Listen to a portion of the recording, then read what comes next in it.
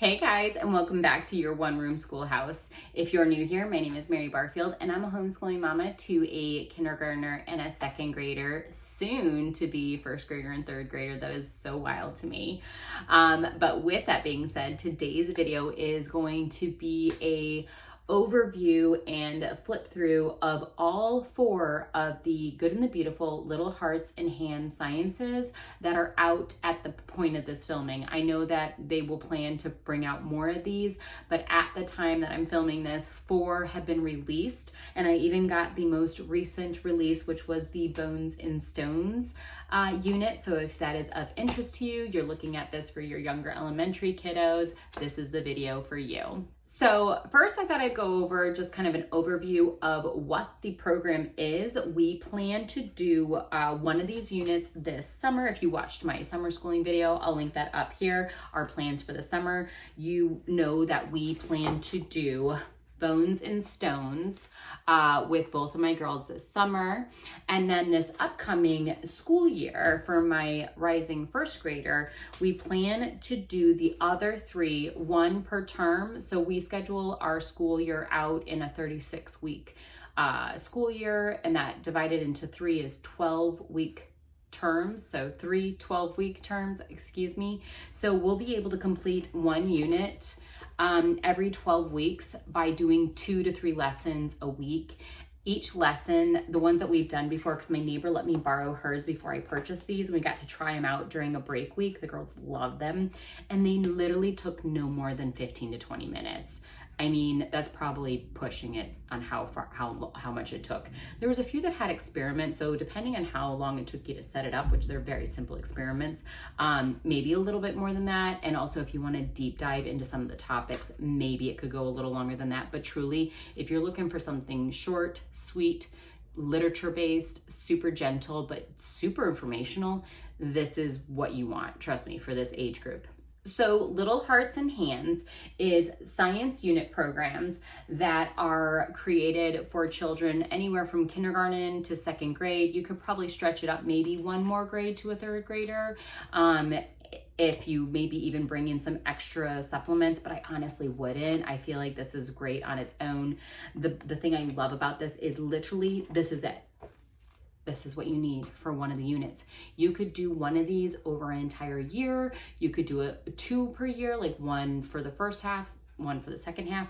Or you could do like I'm doing, you could do 1, if you do a 3-term year, that's like a very Charlotte Mason thing, then that would be perfect, do 1 per term.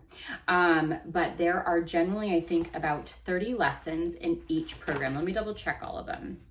Yep, I just checked all of them, and they are all 30 lessons each, but again, very short and sweet lessons. So again, you could stretch this over an entire year and just do 1 lesson a week for like 20 minutes if you just do science 1 day a week, or you could do like we are and do more and do it multiple times a week. I like that, again, like I said, it's all in one. So this here for each of the units, this is your parent guide, and then it couples with the big book of science stories. So let me show you all of the units they have right now that are offered, and then I'll kind of go more into depth about what's in the content of them. I'm not going to do a full flip through, because flipping through all 8 of these books, since there's 4 units, 2 books each, that would take forever. And I'm notorious for my long videos, but I don't want this to be that long.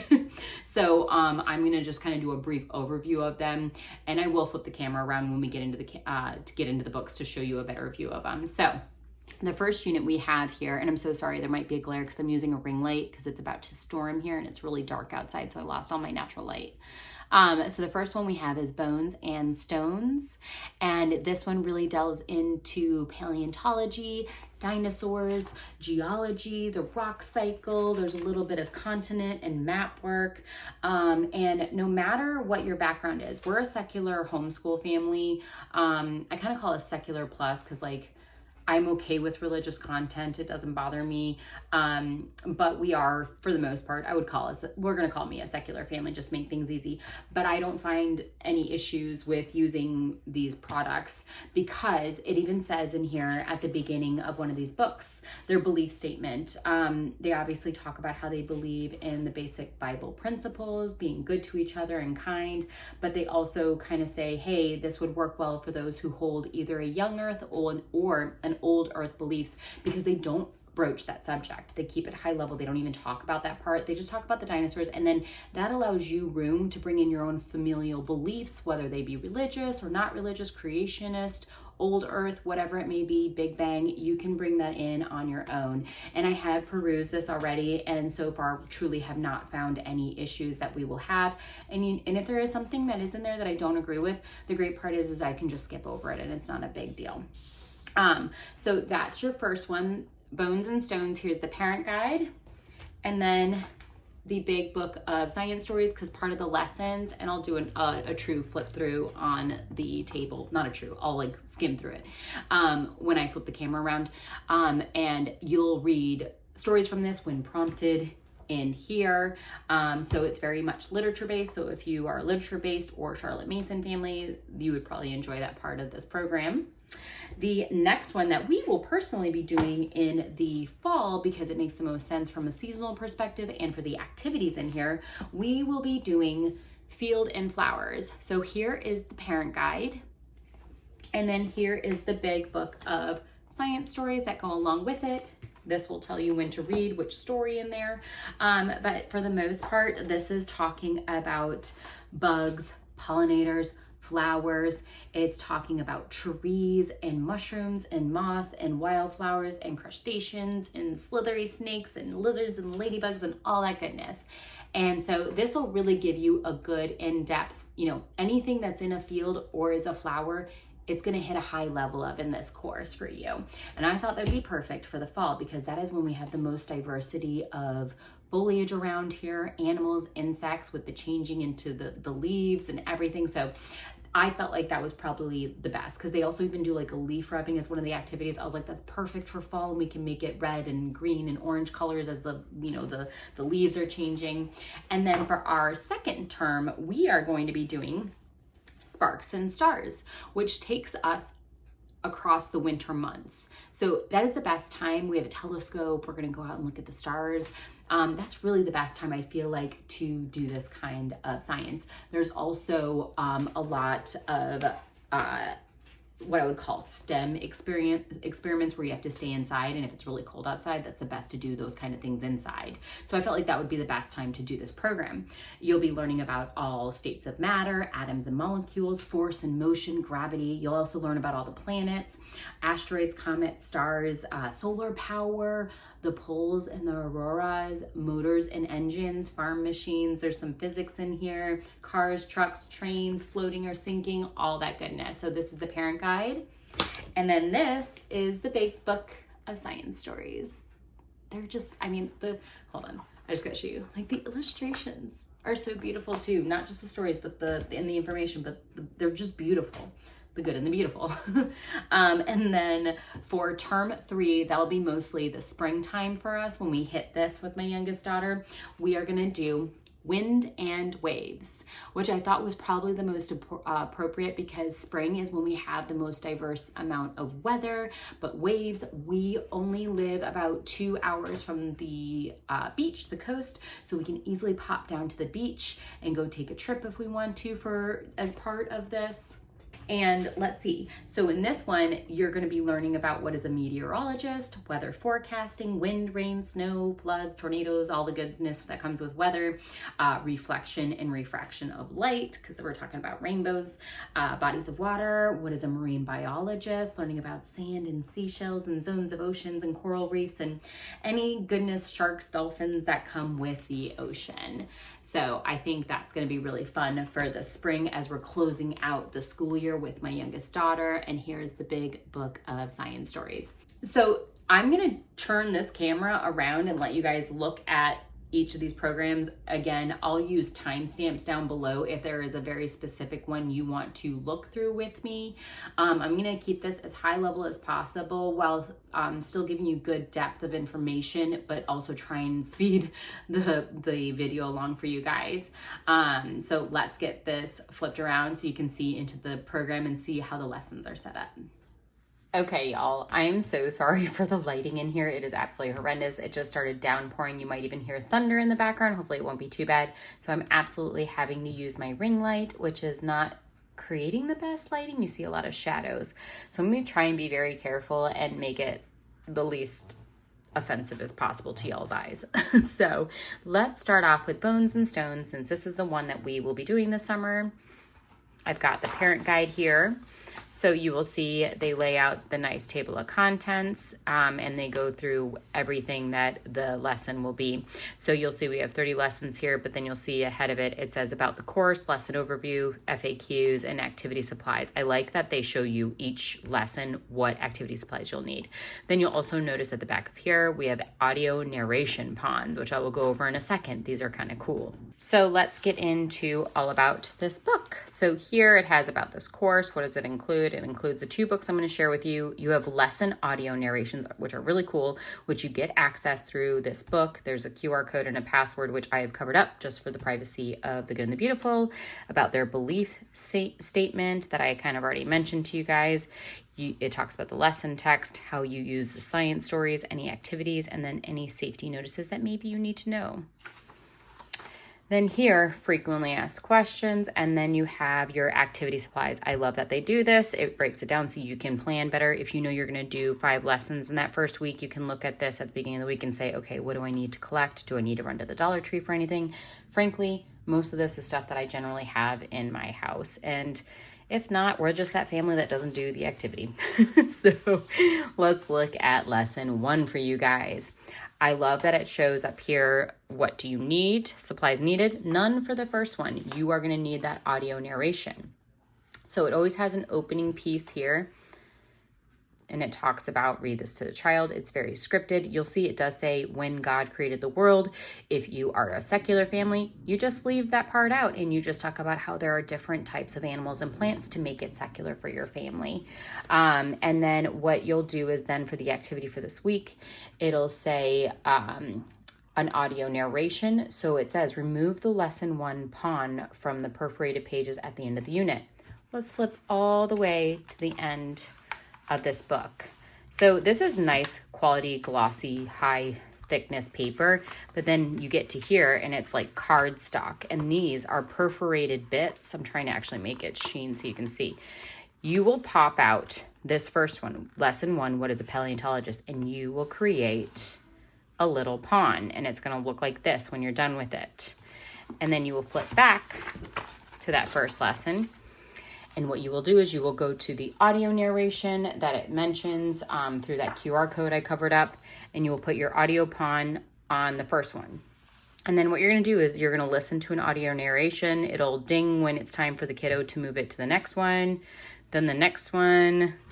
It's actually really cool in an engaging way to get them into the story. And every time it dings, they move to the next number.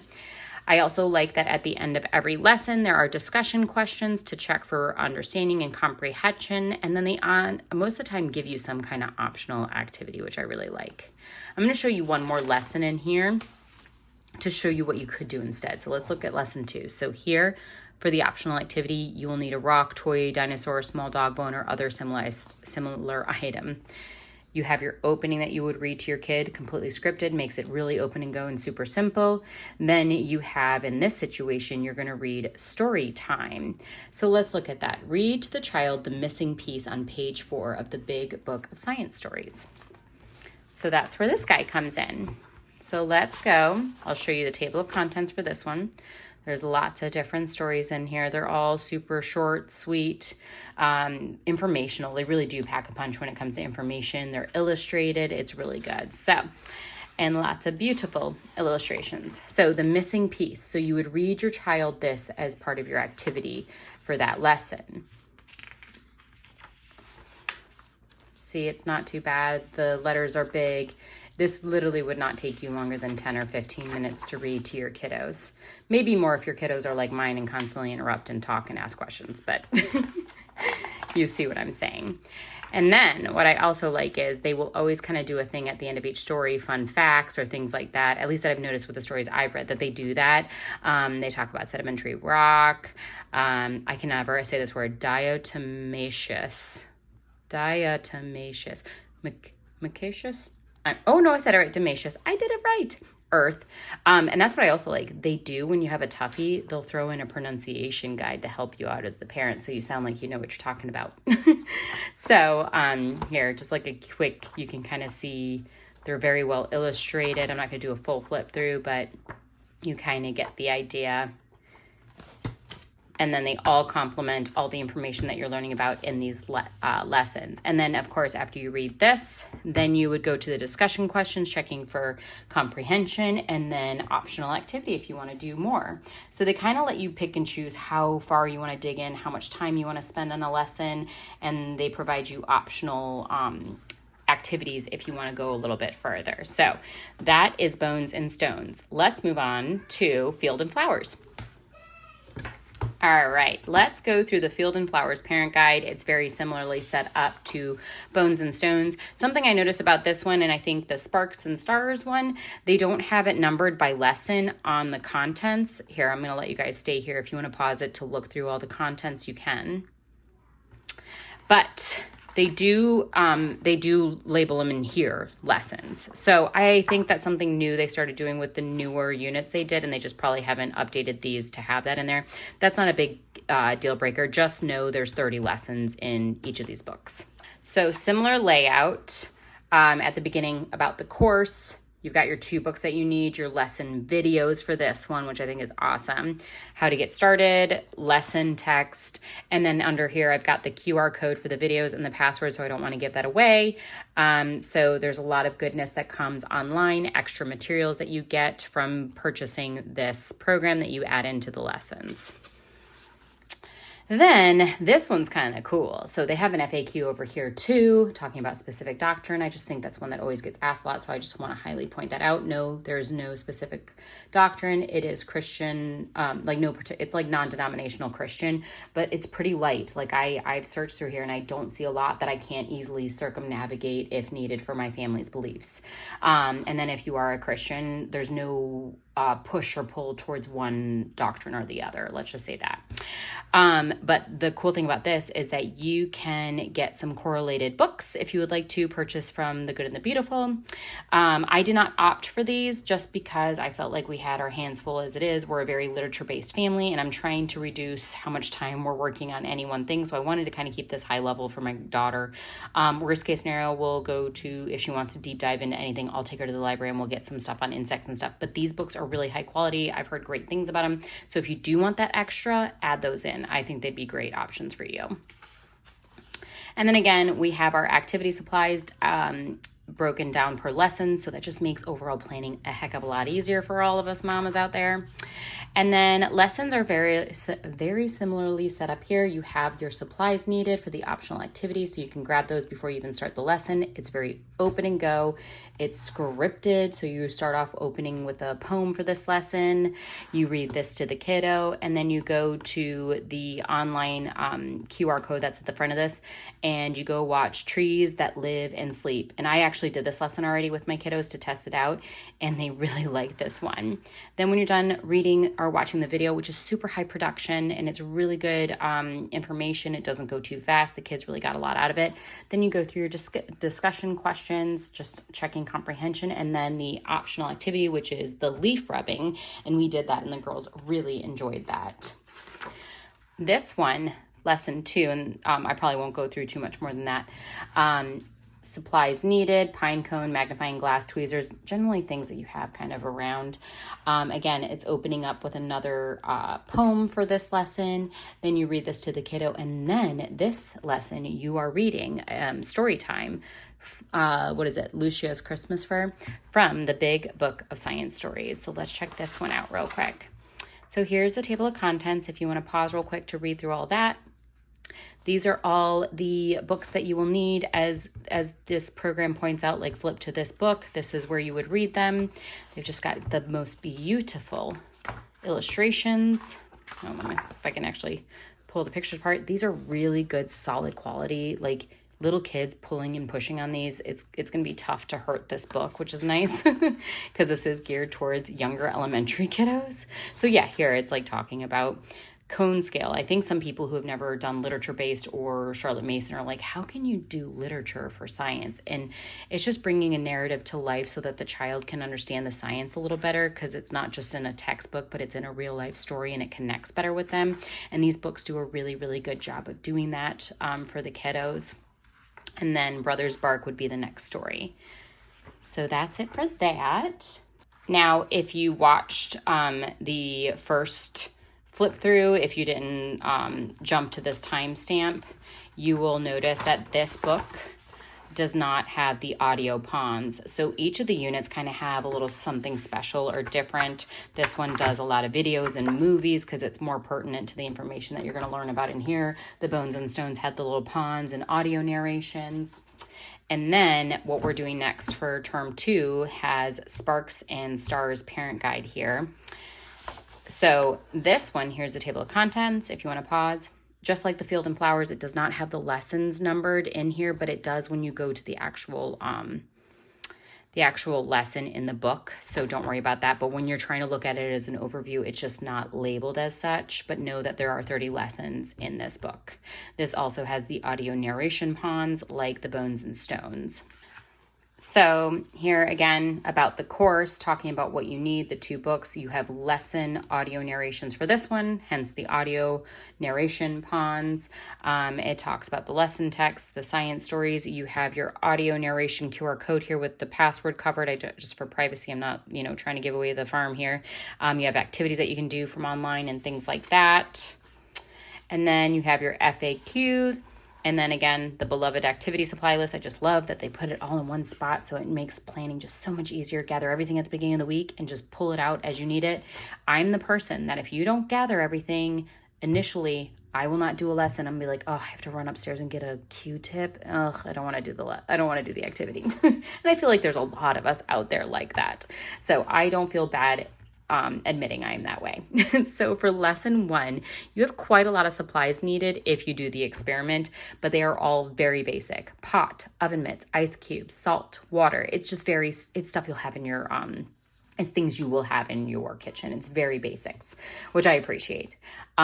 They obviously, again, it's very open and go. You have the opening script here. It's super simple. The orange is written to you, or orange or yellow. I don't know what you'd call it. The black is something you would say to your kiddos. So that's the script. So this one is talking about states of matter. So we did this, and this was super fun with the girls. We were able to bring water through the 3 different states of matter: solid, gas, and liquid. And it was a really easy but very effective way to explain what the 3 states of matter were. And my girls to this day still remember this activity. So this is one lesson where you would do an experiment. This one also has an optional activity where you can make a treat. I think it's like a float, a soda float, like a root beer float. I think that's what it was. We didn't do that part. And then at the end, there is the discussion and just checking for comprehension and understanding of the lesson. So let's look at this one. Lesson 2, you have your opening, you have this is what you read to the child, and then story time. So in here, it says to read Ava's Tower of Atoms, and that comes from the Big Book of Science Stories. Here's the table of contents if you want to check that out. And then we have Ava's Tower of Atoms. Again, beautifully, we read this. This was a really cute story. Beautifully illustrated. They're not terribly long, but they're fun and interesting. They're really good narratives to let the child really sink in the information. It was talking about the periodic table here. And the girls actually remembered a lot from it because it's a story explaining science versus just rudimentary remembering neutrons and protons, electrons. And it was cute because it was about a mommy teaching her daughter about science, because I think she was a scientist in this. What I also love is that a lot of these stories have homeschool kids in them. So my kids are like, oh, they're homeschooled like us. You just don't find as many books about homeschooled kids. So when the fact that they write a lot of their literature around a homeschool child makes them feel so relatable to my kiddos. It warms my heart. So at the end of these, quite a few of the stories, they have these little breakdowns of fun facts about atoms and molecules, because that's what you learn about, just to review, just to make sure your kiddos understood it. And then the next story would start. And then just to show you guys, here, the lesson 3 for this one, this is where you would use the audio narration pawns. So you would go to the audio narration on the website for that QR code at the beginning of the book, and then you'd go all the way back here, and this is how you would assemble your narration pawns. These are really good, high quality material, and you would then go to the lesson. Lesson 3, Force and Motion, you pop that one out, and then your kiddo would then listen to that audio narration, and they would pop their little audio narration pawn everywhere as it dings to move to the next one. It just keeps them engaged in the story so they're not staring off into la la land. So it's a good kinetic way for them to learn. Now, last but not least, what we will be doing in term 3 is wind and waves. So let's start off by taking a look at the table of contents. Oh, I just realized this one also doesn't label them by lesson. I guess Bones and Stones is where they started labeling the lessons. Again, this has 30 lessons in here. They just don't label it in the table of contents, but they do it in the pages. So it's similarly set up to the rest of the units. So you have the about course, what you will need, the full color parent guide, book of science stories. This one also has audio narrations in it. And then it talks about the lesson text, the science, the audio narration, that's your QR code and password to access those audio narrations, the activities, and then FAQs alongside the master list of activity supplies needed for each lesson. So you can easily plan that out and grab them as needed, or you can do it ahead of time like I do. So first lesson, what is a meteorologist? You have the supplies needed for it. You have your opening. This talks about patterns here for the kiddos, so that's engaging them immediately in the beginning. You have a story time right off the bat in the first lesson. It is a day at the news station. And my kiddos and I read this too. And I will tell you, my kids didn't understand didn't really understand the meteorology and the news, and this story really helped them. This was really good. So here's a table of contents if you want to pause real quick and take a look at that. And this is that a day at the news station. So her mom is a meteorologist. The kiddos get to go to her workplace and see what it's all about. And this was really interesting for my kids to learn and understand how it all works. They got to learn about weather balloons and how that information and data reports back to the station. And then the station then takes that data and creates it into a 4-day forecast. This was an optional activities that we decided to do after the story. We created our own 4-day forecast. They got to see what a green screen was all about. It was really fun. And then, of course, at the end of the story, they do fun facts about meteorologists, and that you can kind of download some of that information you learned in the story and talk about it a little bit more in a back and forth conversation with your kiddo. And then next will be the next story that you would be reading in this big book of science stories. And then, of course, when you're done reading that, discussion, checking for comprehension, optional activity was creating our 4-day forecast, which the girls really liked. Here we have an experiment in this one for lesson 2. Just trying to show you guys a little bit of a variety. So not every lesson is the same. Again, some can be super short, some can be a little longer if you really want to dig in and do all the goodness in it. But we're going to kind of keep it to 20 minutes max for our lessons every day, just to try and make sure we're staying on top of our schedule. But it's a really great option if you're looking for an open and go, straightforward, informative, but also fun science for younger elementary students. I'm really, really excited about doing this with my upcoming first grader. I think it's going to be just the best, the most fun. She and I are going to have the best time. And frankly, the fact that we're now splitting up and doing independent studies with each other for science, I think it'll be nice to have some one-on-one time with her doing this. So that's it, guys. I hope you enjoyed this. Okay, I hope that wasn't too long. I hope it was super informative and helpful to you guys if you're looking into any of these programs or all 4 like I did. If you have any questions about anything, leave it down in the comments below. If you are new to my channel, hit that subscribe button, and I'll see you guys in my next video. Bye, y'all.